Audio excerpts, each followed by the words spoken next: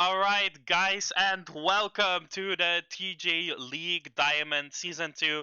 Tonight, we have ourselves a nice match. Cersei Spark versus Cersei Rush. With me are Grang and Edis Alex. You've known them. Both are play-by-play casting, but I put Edis on, or Alex on CC because, he can do it as well. So, thank you very much for coming, guys. And, yeah, what do you expect about the game tonight?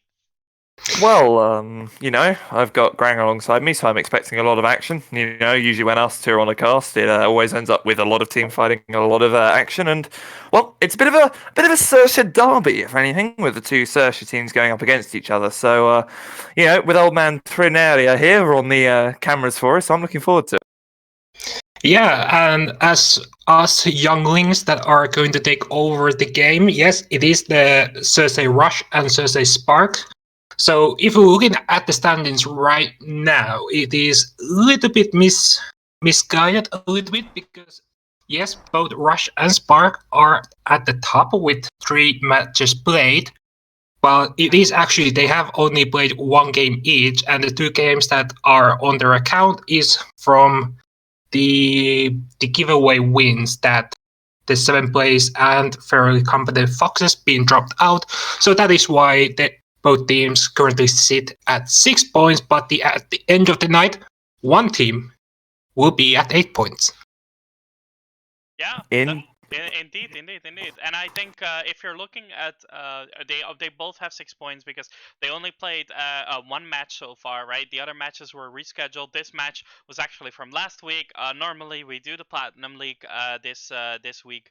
But because it's the first week for Platinum, I didn't want to take that risk, and that's why we're doing this derby right now.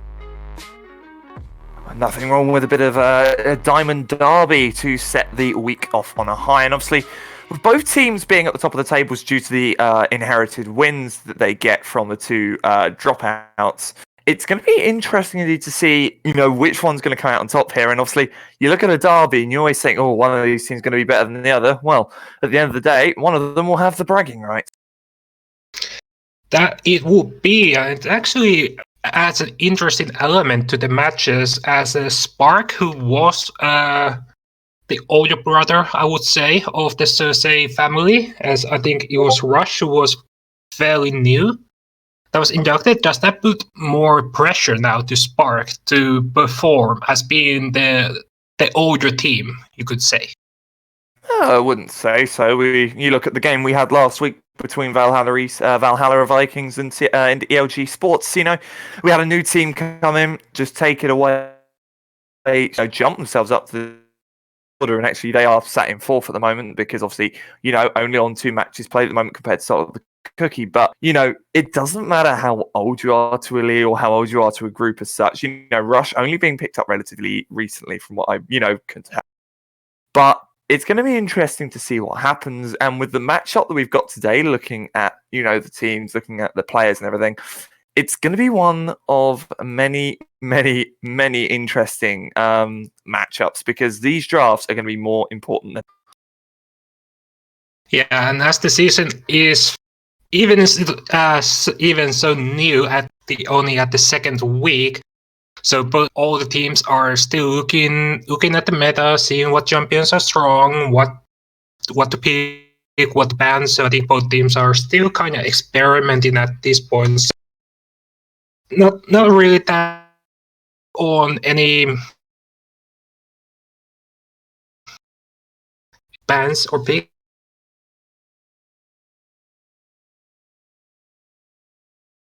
Targeted. I wouldn't.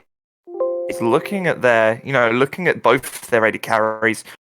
Not really many games played in Aphelios by either side. So, looking towards that, we're looking more towards Tristana, Caitlyn's, Kaiser's, the original, more hyper carry meta picks that we've, been seeing for the past 2 seasons here in League of Legends. And looking towards that bot, there are going to be a lot of standard matchups, for example, like Kaiser Sona, Kaiser Morgana, so. But there's also a lot of chance for those. And when you, especially towards one side, you look at Caitlyn and then looking at support, you've got Thresh, you've got Lulu and Nami. looking towards those, there's definitely a lot of potential for that bot lane, to be extremely quite flex picked, if any. Yeah, I think if